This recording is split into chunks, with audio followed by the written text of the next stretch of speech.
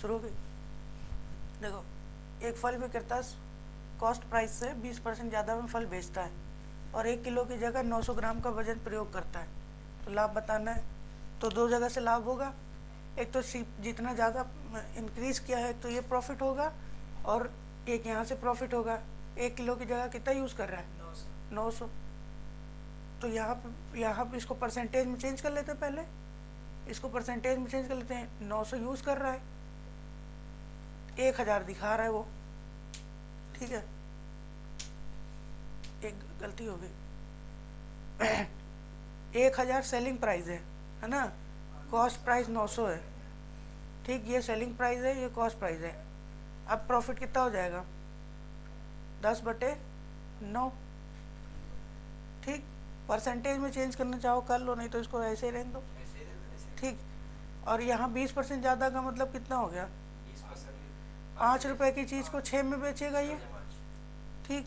3 से काट देता हूँ, 3 3 का 9, 3 दूनी 6, 5 से काटता हूँ 2 बार में, यानी 4/3, यानी 3 की चीज़ को ओवरऑल 4 में बेच रहा है, यानी 1/3 का फायदा, यानी 33.3।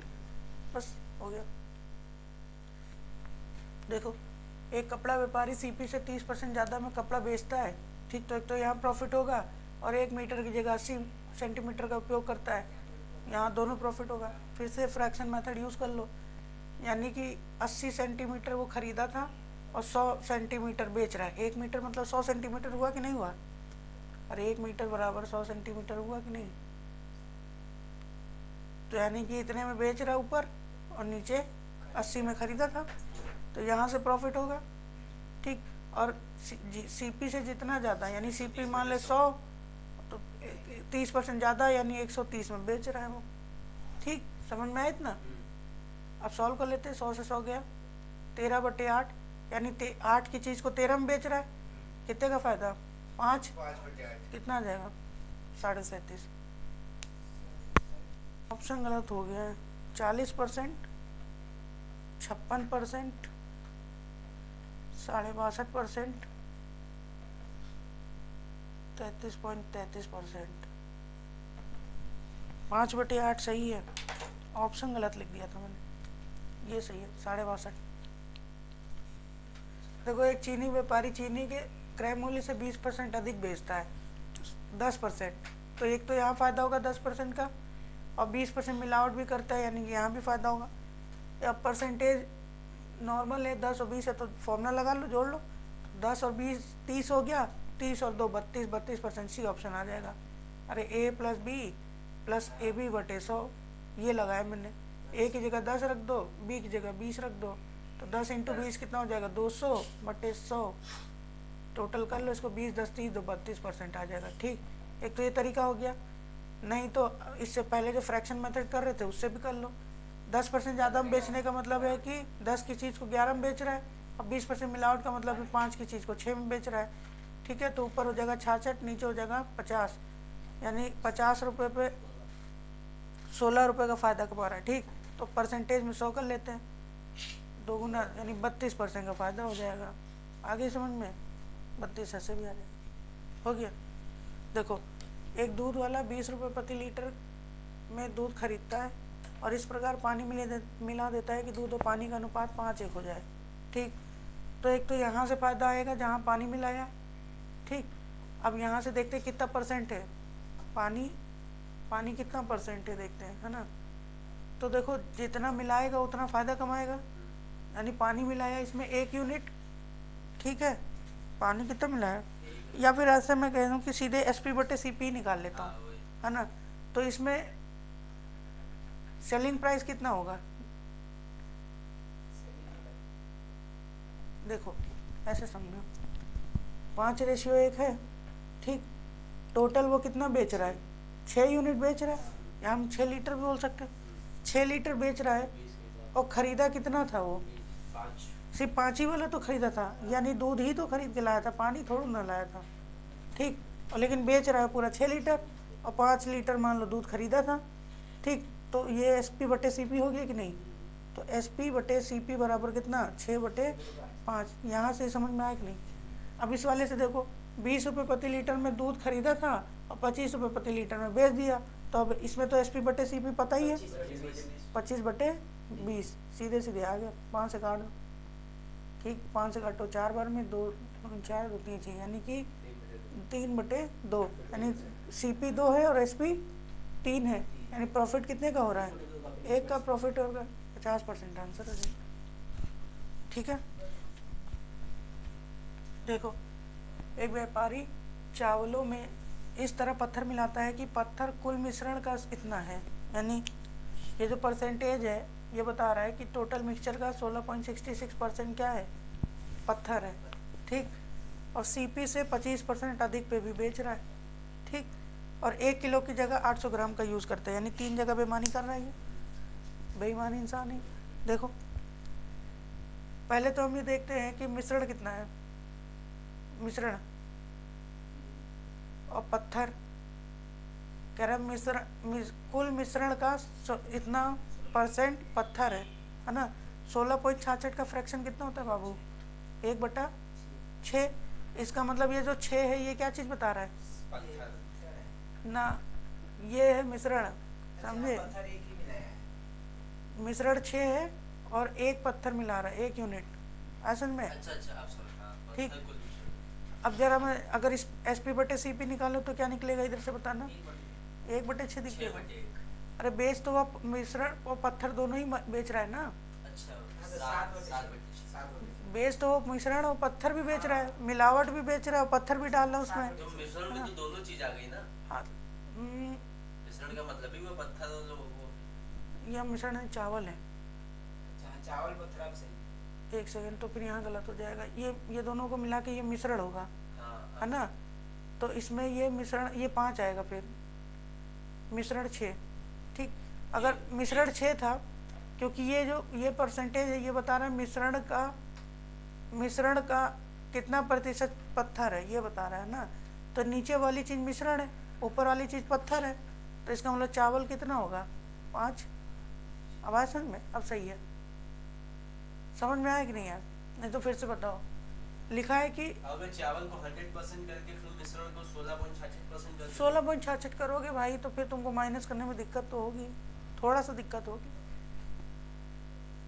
देखो अच्छा एक ऐसा समझ लो, जैसे कह रहा है कि पत्थर कुल मिश्रण का इतना है, तो मैंने पत्थर लिखा और मिश्रण इधर लिख दिया। ठीक, उसके बाद यहाँ मैं चावल लिख देता हूँ। ठीक है, कुल मिश्रण कितना है, मान लेते 1 यूनिट, 1 यूनिट है। तो कह रहा है कि पत्थर जो है कुल मिश्रण का 16.66 है, तो कुल मिश्रण 1 है, तो इसका 16.66 यानी 1/6, इसका 1/6 पत्थर हो जाएगा। ठीक, और 1 में 1/6 माइनस करोगे तो 5/6 आ जाएगा चावल। ठीक, और जब रेशियो लेंगे तो 6 से 6 कट जाएगा, सिर्फ क्या बचेगा, 5/1, और यहाँ पे आ जाएगा 6। असल में एक तरीके से मैंने दोनों तरफ 6 से गुणा किया है। ठीक, तो ये वाला 6, ये वाला 6, ये वाला 6 कट जाएगा और इधर मल्टीप्लाई हो जाएगा। असल में मिटा देता हूँ। वो कह रहा है कि पत्थर जो है कुल मिश्रण का 16.66 है, तो कुल मिश्रण को 6 मानना पड़ेगा, पत्थर हो जाएगा 1, तो इसका मतलब चावल कितना था, 5 था। अब देखो खरीद कितने में रहा है, 5 ही तो खरीद रहा है, सिर्फ चावल ही तो खरीदेगा, पत्थर थोड़ा ना खरीदेगा। ठीक, और बेचा कितने में, 6 में। हाँ, बेचेगा तो इस वाले रेट पे, और ख़रीदा तो चावल ही था सिर्फ। ठीक, तो SP बटे CP आ गया यहाँ से।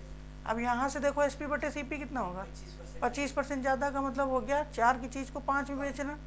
ठीक है, और 1 किलो की जगह 800 ग्राम यूज़ करना, इसका मतलब है यहाँ भी 800 दिखा रहा है और 1000 रुपये में बेच रहा है, 1000 ग्राम में, है ना। ये ऊपर सारी SP हो गई, नीचे सारी CP हो गया। अब इसको सॉल्व कर लेते हैं।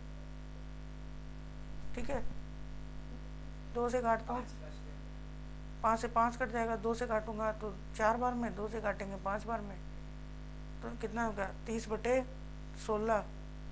सही है, ये 20% है, 20% नहीं 25 है, उसको सही कर लो।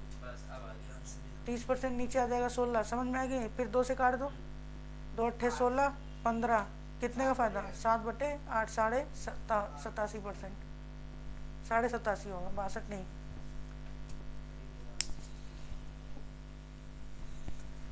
एक कपड़ा व्यापारी खरीदते हुए 120 सेंटीमीटर का प्रयोग करता है और बेचते हुए 80 सेंटीमीटर का नाप इस्तेमाल करता है।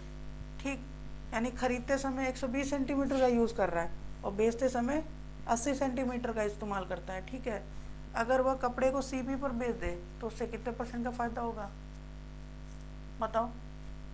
अब तो SP/CP निकाल लेता हूँ मैं। ठीक है, अगर वो सीपी पे बेच रहा है तो यहाँ से तो कोई फ़ायदा नहीं होगा, फ़ायदा सिर्फ यहीं से होगा। ठीक है, फ़ायदा सिर्फ यहीं से होगा। तो देखो खरीदते समय 120 सेंटीमीटर का यूज़ कर रहा है और बेचते समय 80 सेंटीमीटर का यूज़ कर रहा है कि नहीं। तो फ़ायदा कितने का होगा, उसकी जेब से कितना जा रहा है 80 सेंटीमीटर, बेच 120 में रहा है ना। तो यहाँ से काट लेते 4 दूनी 8 4 3 12, यानी कि 3/2, यानी SP/CP 1/2 का फ़ायदा आएगा, यानी 50% आंसर आ जाएगा। ठीक है, सही कर लो उसको। आप पूछो क्या करो।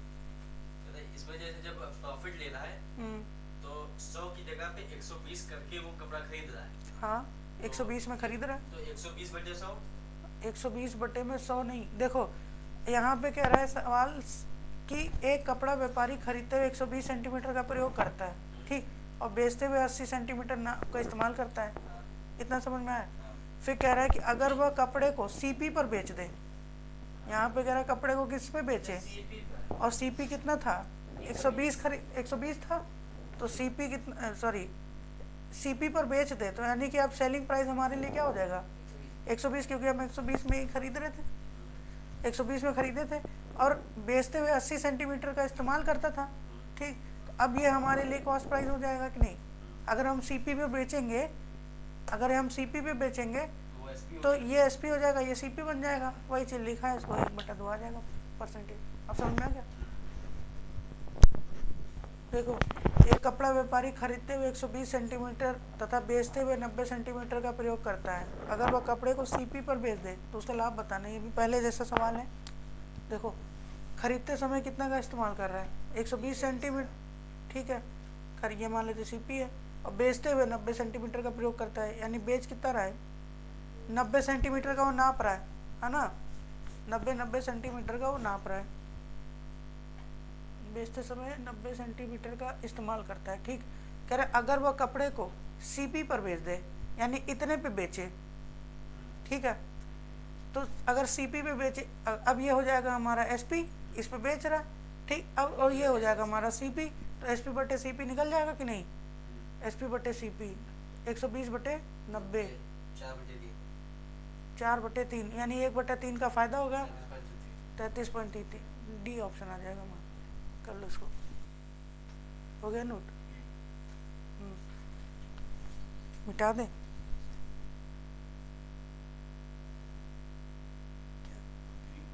देखो अगर एक कपड़ा, ये समझ में आ गया था ना, अगर यहाँ पे सीपी की जगह पे एसपी कर दे, अगर वो कह रहा है अगर वो कपड़े को एसपी पर बेच देता है तो उसका लाभ % बताना है, तो पहली बात उसको लॉस होगा, लाभ तो नहीं होगा, हानि होगा, क्योंकि खरीद रहे थे हम 120 में और बेच रहे थे हम 90 में, और कह रहा है एसपी पर बेच दे, यानी 90 में बेच दे, ठीक, तो लॉस नहीं होगा, तो उसका लाभ नहीं, हानि निकलेगा फिर।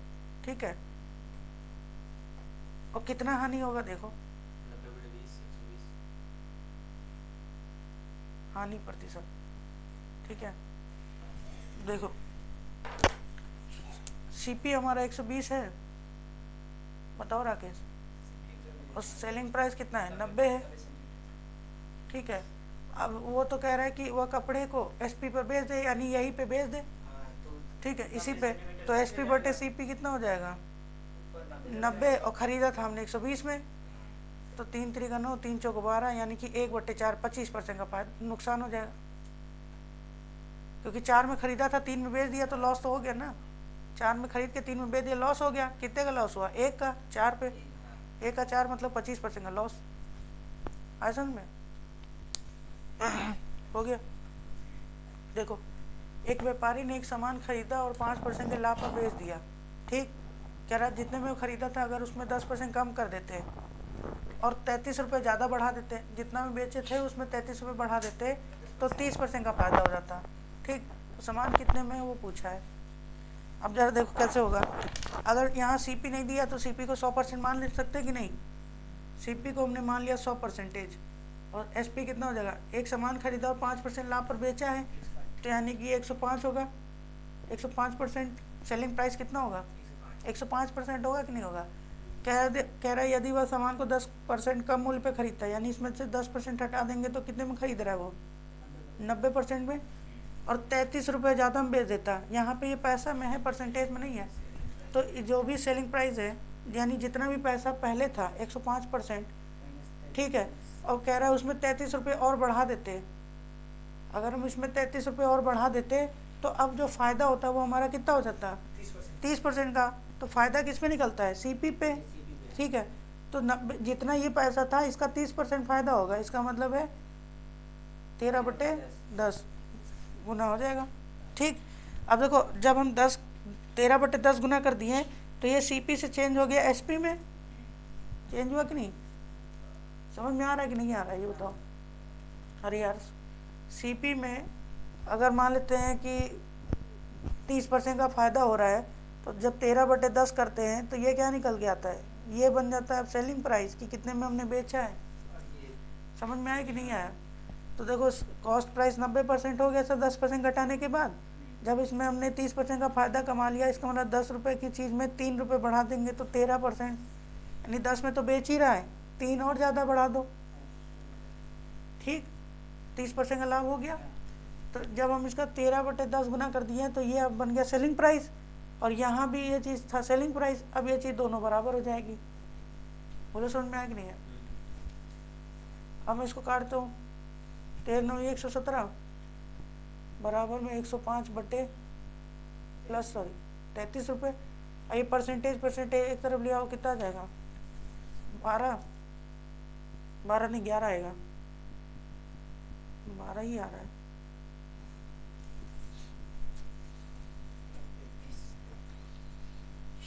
ये 33 रुपीज़, ठीक है। 100% की वैल्यू निकालना है, 100% निकाल लेते हैं। देखो 3 से काट देता हूँ मैं 11 बार में, 3 से काटूंगा 4 बार में, 25 गुना है तो इसका 25 गुना कर देते हैं, 275 आ जाएगा, डी ऑप्शन आ जाएगा। कर लो उसको। देखो एक वस्तु को 12% के लाभ पर बेचा गया यदि वह सीपी से 10% कम होता और विक्रय मूल्य 5.75 रुपीज़ अधिक होता तो 30% का लाभ हो जाता, ठीक। तो कह रहा 20% लाभ कमाने के लिए वस्तु को किस मूल्य पे बेचना चाहिए। तो सबसे पहले यहाँ से सबसे पहले देखो 12% के लाभ पर बेचा गया, इसका मतलब सीपी दिया नहीं, सीपी को मान लेता हूँ 100%। 12% लाभ का मतलब हो गया एसपी कितना हो जाएगा 112%। इतना समझ में आया। एसपी कितना हो जाएगा 112%। कह रहा है यदि सीपी 10% कम होता, 10% इसमें कम कर दें तो सीपी कितना हो जाता 90%, और विक्रय मूल्य इतना रुपये अधिक होता 5.75।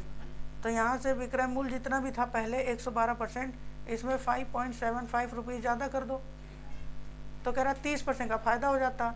तो फिर से हम इस सीपी में 13/10 कर देंगे तो सेलिंग प्राइस आ जाएगा कि नहीं आ जाएगा, ये बराबर आ जाएगा इसके। आया समझ में, इतना समझ में आया भाई कुलदीप। हाँ ठीक है। लाभ जैसे लाभ जो होके आता है वो एसपी में आता है। हाँ अगर हम सीपी में ही उतना ही % बढ़ा दे तो मतलब एसपी और सीपी में बराबर हो जाएगा। हाँ वही चीज़ तो वही तो बराबर किया है, ठीक है। तो ये काट दिया मैंने 0 0 13 9 117 112 आ जाएगा। यहाँ पे कितना आएगा 5%, 5% का अंतर आ जाएगा ना, ये माइनस होगा तो ये बराबर कितना आ जाएगा 5.75। 100% कितना आ जाएगा बताओ, 5 से काटेंगे 5 1 5 पॉइंट 5 1 5 115, और जब 100 से गुणा करेंगे तो डेसिमल वाला पूरा काट देगा तो कितना आ जाएगा 115 रुपये। यानी कि सीपी कितना था हमारा 115। 115 में तो खरीदे थे हम। वो कह रहा है कि अभी हम इस पर नहीं बेचना है, हमको 20% लाभ कमाना है तो मूल्य कितना बेचना चाहिए। तो देखो 115 में खरीदे थे, 20% का फ़ायदा कमाने के लिए इसको कितने बेचना पड़ेगा 6/5 5 में 5 दूनी 10, 5 3 15, 23 छंगे 6 3 18। वैसे भी देखो यूनिट डिजिट कितना 8, सी ऑप्शन आ जाएगा। ठीक, नहीं तो गुणा कर लो, 23 छंगे 138 ही होता है। ठीक है, देखो एक बुक सेलर 10% के लाभ पर एक पुस्तक बेचता है। अगर उसे 4% कम में खरीदता और 6% अधिक में 6 रुपये अधिक में बेच देता तो उसे इतने रुपए का फ़ायदा हुआ। पुस्तक की लागत मूल्य बताना है। देखो वही सवाल है, सेम, बस परसेंटेज को आगे पीछे और नंबर्स को चेंज करके बस सवाल आ रहा है बस। ठीक, देखो सीपी को अगर मैं 100% मान लूँ, 10% के लाभ पर बेचता है पुस्तक को, है ना, सेलिंग प्राइस कितना हो जाएगा 110%। समझ में आया कि नहीं आया? कह रहा अगर उसे 4% में कम में ख़रीदा होता, यानी कि 96% में ख़रीदा होता, 4% अगर माइनस कर दे इसमें, 96% में ख़रीदा होता और 6 रुपये अधिक में बेच देता, यानी 110% में तो बेच ही रहा है, इसमें 6 रुपये और जोड़ देते तो उसे फ़ायदा कितने का होता? 18 सही 3/4% का 18.5 कैसे हो जाएगा? 1/2 होता है तब 18.5 होता है। ठीक है, या 18.75 बोल सकते हो, लेकिन वो बोलो नहीं। 18 36 54 और 3 57/4, 72 75/4 होगा, 57 का 75/4। अरे इसको मैं चेंज ही कर दूँ, देखो 75/4% आया, परसेंटेज हटा देता हूँ मैं, नीचे 100 लगा देता हूँ। 25 3 75, 25 चौका 100, यानी कि 3/16। इसका मतलब है कि 16 की चीज़ पे 3 रुपये का फ़ायदा, यानी बेचा कितने में होगा? 19 में, ख़रीदा होगा 16 में। अब आया समझ में? अब ये चीज़, ये सेलिंग प्राइस बन गई, ये भी सेलिंग प्राइस है, बराबर कर दो। 16 छंग 96, ये 6 बार में गया, 19 छंग 114, परसेंटेज बराबर में 110% प्लस 6, यहाँ 4% का फ़ायदा हुआ, 4% बराबर 6, तो 100% कितना हो जाएगा? 25 गुना 25 छंग 150, 150 रुपये आ गया। ठीक हो गया। देखो मैंने 120 अभ्यास पुस्तिकाओं को 3 रुपये प्रति पुस्तक की दर से खरीदा और उनमें से 1/3 पुस्तिका को 4 रुपये प्रति पुस्तिका की दर से बेचा और 1/2 को 5 रुपये प्रति पुस्तिका की दर से बेचा और शेष अभ्यास पुस्तिका को लागत मूल्य पर बेच दिया। तो लाभ परसेंटेज बताना था। ठीक है, तो पहले तो ये बताओ कि खरीदा कितना है उसने? टोटल 120 अभ्यास पुस्तिका उसने खरीदा है। ठीक है, अब देखो लाभ परसेंटेज निकालना है तो SP/CP पता होना चाहिए पहली बार, है ना। तो हम पहले से CP निकालते। पहले देखो 120 पुस्तिका खरीदा उसने, ठीक है, और एक पुस्तिका कितने की आती है? 3 रुपये की आती है। तो एक पुस्तिका की कीमत 3 रुपये है, तो टोटल कितनी पुस्तिका हो जाएंगी? मतलब टोटल 120 खरीदने में कितना पैसा लगा देंगे? 360 रुपया। ये तो हमारा CP आ गया। यहाँ तो कोई दिक्कत है तो बताओ। ठीक है, यानी 120 पुस्तिका हमने खरीदा था, एक पुस्तिका 3 रुपये की आती है तो 360 रुपये लगा देंगे। ठीक है, अब कह रहा है कि 1/3 पुस्तिका को, यानी इसका 1/3 कर ले, 120 का 1/3 40 आ जाएगा। कह रहा है 40 को हमने 4 रुपये प्रति पुस्तिका की दर से बेचा है। ठीक, इसका मतलब है कि हमने ये वाली 1/3 को, यानी 40 पुस्तिका को कितने में बेचा है? 160 रुपये में बेचा है। ठीक है, उसके बाद कह रहा है 1/2 पुस्तिका को, यानी 1/2 किसका? 120 का, यानी 60 पुस्तिका को 5 रुपये प्रति पुस्तिका की दर से बेचा गया है। तो यानी कि यहाँ से कितने में पैसा आएगा? 300। ठीक, और पुस्तिका कितनी ख़त्म हो गई मेरे पास? 100। बची कितनी होंगी? 20 बची कि नहीं? अरे 60, यहाँ 40 को हमने 160 में बेच दिया, 60 को हमने 300 में बेच दिया। ठीक है, तो 60 40 और 60 100 नहीं हो गया? और ख़रीदे कितने थे हम? 120 खरीदे थे। अब बचा कितना होगा मेरे पास? 20 बचा होगा। अब कह रहा है इस 20 को, यानी शेष अभ्यास पुस्तिका को लागत मूल्य पर बेच दिया जाता है। यानी लागत मूल्य कितना था? 3 रुपये प्रति पुस्तिका। समझे कि नहीं? तो यहाँ से कितना पैसा आ जाएगा? 3 दूनी 6, 60 रुपये, है ना। जोड़ लेते हैं, 6 12 3 4 5, 520 रुपया। तो समझे कि नहीं? यानी टोटल सेलिंग प्राइस कितना आया? 60 कहाँ, ये जोड़ ले। अरे 300 400 500 520, समझे कि नहीं? टोटल कितने में हमने बेच दिया? ये पूरा सेलिंग प्राइस ही तो है, ये पूरा 120 पुस्तिकाओं का सेलिंग प्राइस ही तो है 520, और ख़रीदा कितने में था हमने? 360 में। ठीक है, यहाँ से देखो 2 से काट देता हूँ मैं, 5 से 7, 2 से कटेगा, 2 1 9 2, 2 8 16, अब ये काटेंगे 2 2 4, 2 6 12। ठीक, फिर 2 से काटता हूँ, 13/9। ठीक है, अब देखो सेलिंग प्राइस तो 13 हो गया, कॉस्ट प्राइस 9 था, कितने का फ़ायदा गया? 4/9, और 4/9 तो ऊपर 11 का टेबल चलता है कि नहीं? 44% बोलो, या तो फिर 44 सही 4/9%, बी ऑप्शन आ जाएगा। ठीक है, सरल था ये तो। देखो, ताज़े अंगूरों में पानी की मात्रा 80% है और सूखे अंगूरों में 25% है। ठीक, एक व्यापारी 30 रुपये प्रति किलो में ताज़े फल खरीद कर उन्हें सुखाता है और 150 रुपये प्रति किलो में बेच देता है। उसका लाभ बताना है। तो लाभ परसेंटेज निकालने के लिए SP/CP पता होना चाहिए कि नहीं? SP/CP, SP और CP पता चल जाए फिर तो निकाल ही देंगे।